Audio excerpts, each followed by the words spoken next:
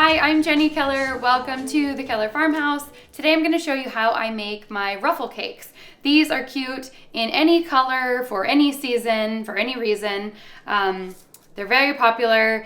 The first thing you're going to want to have is obviously your cake baked and crumb coated. If you haven't already done this or you don't know how to do it, you might want to refer back to one of my older YouTube videos where I show you how to do that. It's essentially just a cake filled with icing or whatever filling you want, and then a very thin coating around your cake just to suck in all the crumbs. That way it doesn't get into your final decoration. So make sure you have that done, and then you need to have a disposable decorating bag fitted with a 104 tip. That's a Wilton tip, and buttercream icing inside. If you don't have a great buttercream icing recipe, I do, and I will share with you if you're a subscriber to my website. So head over to jennycookies.com, scroll to the bottom of the page, and there is a little box that says stay in the know. Put your email in there, and I will email you my buttercream icing recipe and a cake recipe so that you can make this Ruffle cake too. So one of the things you're gonna need, or that's gonna make your life a lot easier, is a cake turner. If you don't have one, you really can do this cake too. It's just gonna be a little bit more difficult. So I have my cake already on a cake board and then on a cake turntable.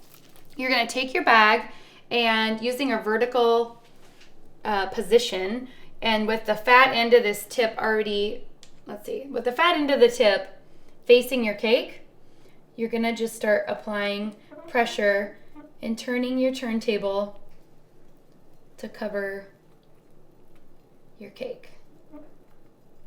Your hand wants to kind of like shake and get tired, but you can do this. The more you fill your icing bag, the harder it is to squeeze. So keep that in mind. I always try to fill mine so full so I don't have to refill it, but for starters, you can always start with less and refill it. And you just want to make sure that the little ruffle is touching the top of the previous layer. Sugar, oh honey, honey, you are my candy girl. And now on the last ruffle around the top of the cake, you're gonna wanna make sure you cover that all the way, and then because we're gonna do kind of something different on the top, so make sure you get this covered all the way around. You kind of might hold your bag a little bit closer to your cake, like a different direction, less vertical is what I'm trying to say.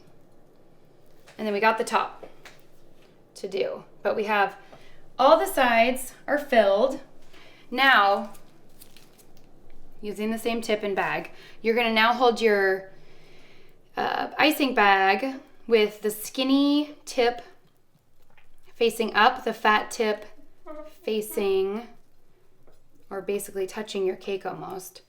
And you're just gonna go around and fill the inside of your cake. Now as we get to the center, you're gonna have to just keep spinning your turntable around, and it's gonna meet in the middle, hopefully in the middle. And you're just gonna swirl it into one kind of like flower bud. There you have it. That took us 2 seconds to decorate. It's darling and it's beautiful. If you don't want to leave your cake on a cake turner, that's understandable.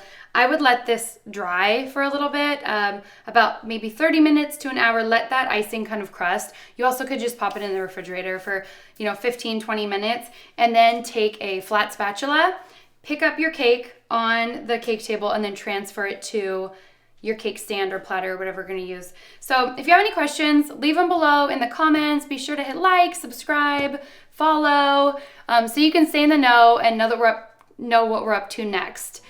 See you next time.